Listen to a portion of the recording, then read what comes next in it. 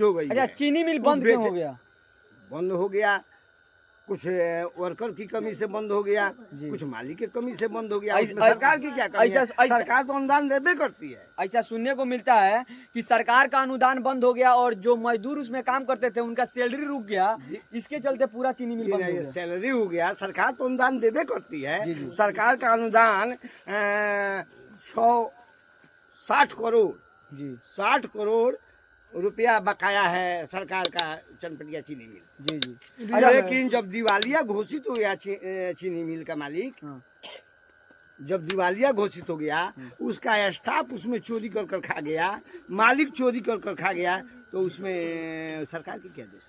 चाचा जी के बातों से ऐसा लग रहा है कि चाचा जी बहुत ज्यादा पढ़े लिखे हैं और इस इतिहास को पूर्ण रूप से देखे हुए हैं। तो आइए इनसे कुछ और बात करेंगे। चाचा जी, यही हम लोग जो वोट देते हैं, यही वोट गुजरात में दिया जाता है। तो जो सरकार हमारे माताओं बहनों को 10-10 हजार रुपया दे रहा है, वही मतलब कि वहाँ की महिलाएं जब उठाती है तो इस 10 हजार को वहाँ 10 लाख दिया जाता है। लेकिन बिहार में 10 हजार से कौन सा बिजनेस होगा चाचा जी? देखिए, वो महिला उत्थान के लिए 10 हजार रुपया दिए हैं। जो गरीब परिवार की जो महिलाएं हैं, जी, गरीब परिवार की महिलाएं हैं, इस 10 हजार से लेकर वो अपना बिजनेस कर सकती है। क्या बिजनेस होगा? बकरी पालन कर सकती है, मुर्गी पालन कर सकती है, छैटी बीन सकती है, खरारा बना सकती है, आपको दौरा बना सकती है। आपको उसके लिए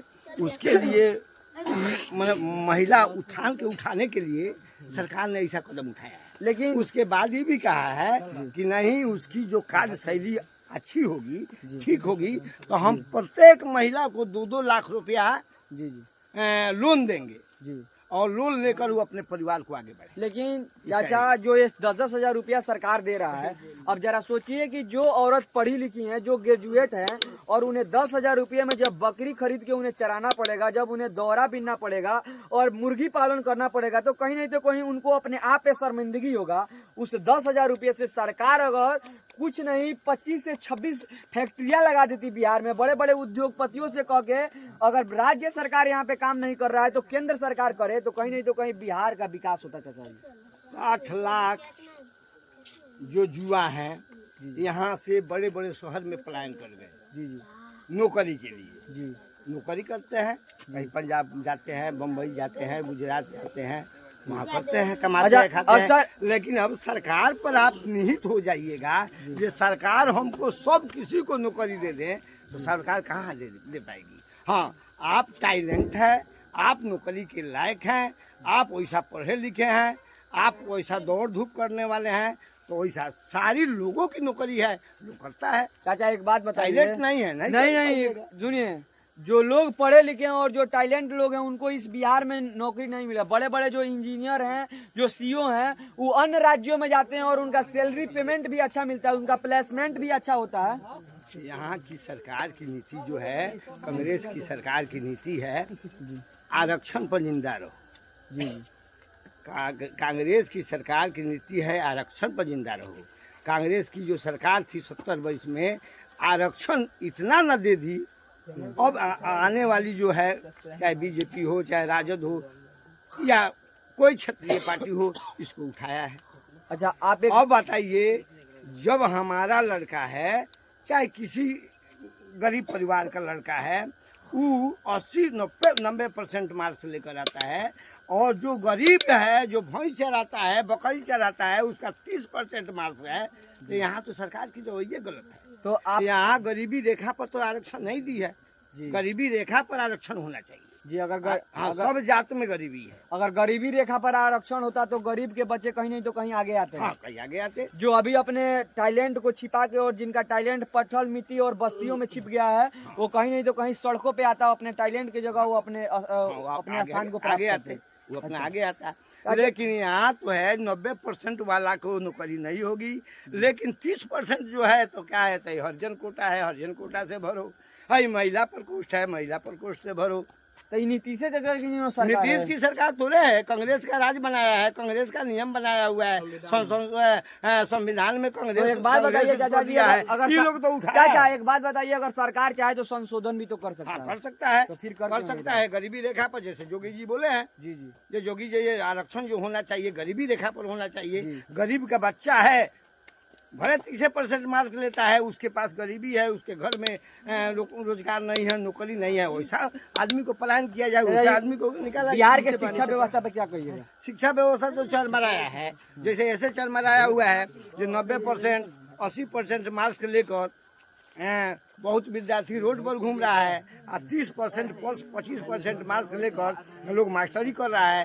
तो जो जिसको दरखास्त लिखने का रूल नहीं है, वो बच्चों को क्या पढ़ाएगा, वो बच्चों का क्या शिक्षा देगा?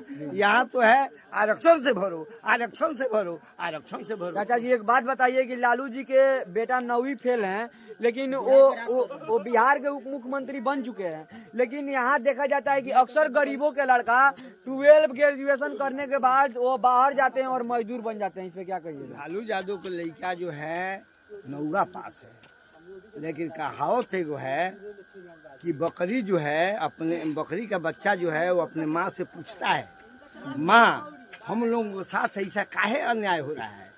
हम लोगों को बीच चौराहा पर जिंदा काट दिया जाता है, मार दिया जाता है, चौक चौराहा पर पानी डालकर छील दिया जाता है, गुड़िया गुड़िया काट कर लोग खा जाता है। तो जवाब दी बकरी, जवाब दीजिए तुम्हारा बाप है वो का, इसलिए तुम लोगों का ऐसा दुर्गति हो रही है। अच्छा। यहाँ हम लोगों की कांग्रेस सरकार जो है हम लोगों का इतना नाचर बना दिया है। अभी नीतीश चाचा की सरकार है, एनडीए की सरकार है बिहार में, लेकिन नियम तो अभी कांग्रेस के सरकार से आ रहा सरकार है। चाचा देखिए, जब तक ले आप लोग 2/3 बहुमत किसी पार्टी को नहीं दीजिएगा, तब तक ले संविधान में किसी को छूने का पावर नहीं है। तो इसलिए अब हम लोग एक मत नहीं है, 2/3 बहुमत किसी पार्टी को नहीं जीता पा रहे हैं, हम लोग आपस में बट गए हैं। बटने का मतलब है 2/3 बहुमत किसी को नहीं दे रहे हैं, जिससे संविधान में परिवर्तन। जो आप इस संशोधन की बात कर रहे हैं, कश्मीर में जो सरकार थी कहीं नहीं तो कहीं यहाँ की सरकार संशोधन करके बदली की नहीं बदली? वो बता रहे 3 हैं, तलाक हटा की नहीं ना, हटा? वो बता रहे हैं। यहाँ तो यही ना बात कर रहे हैं कि मोदी जी एगो प्रधानमंत्री ऐसा हुए जी जो उस संविधान में छेड़छाड़ कर रहे हैं, तो विपक्षी चिल्ला रहा है। जी 370 धारा में 370 धारा हटाए। 370 का धारा का मतलब क्या है आप लोग जानते हैं? क्या है? 370 का है कि वहीं का लोग उस जमीन को खरीदेगा, वहीं का लोग वहाँ का वासी होगा। जी तो वहाँ मोहम्मदन ज्यादा है, 370 में मोहम्मदन ज्यादा है। वहाँ वही स्थिति होया जो वहाँ की जो ब्राह्मण है, कश्मीरी ब्राह्मण है, कश्मीरी हिंदू जो है, वहाँ उसका कत्लेआम किया जा रहा है, उसके घर पर बम पटकाया जा रहा है, उसको घर में वो औरत के साथ छेड़छाड़ किया जा रहा है।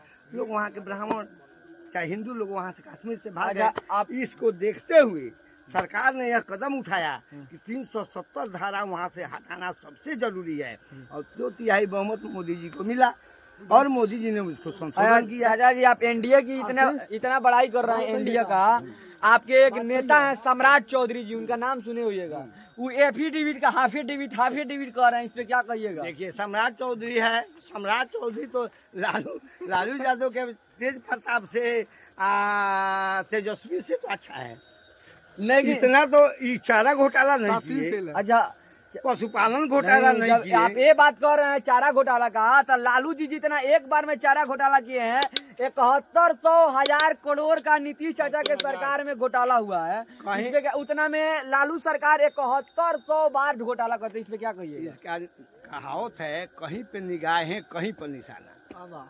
हर एक विपक्षी जो है, हर एक विपक्षी का शिकायत करता है, तो फिर जवाब देना चाहिए ना नीतीश चाचा जवाब को? देता है, नहीं दिए, जवाब तो मिलवे करेगा।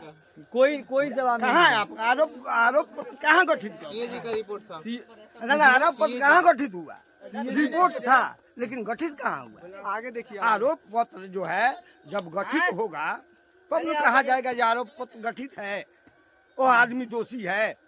आपको 302 का मुजरिम हम बना दिए, कहने तो नहीं ना हो जाइएगा कि आप मर्डर है। रूलिंग पार्टी का सरकार है सर। आप 302 का मुजरिम नहीं ना है, आपको 302 का मुजरिम जब आरोप गठन होगा तब आपको 302 का मुजरिम माना जाएगा। कहाँ एनडीए सरकार में?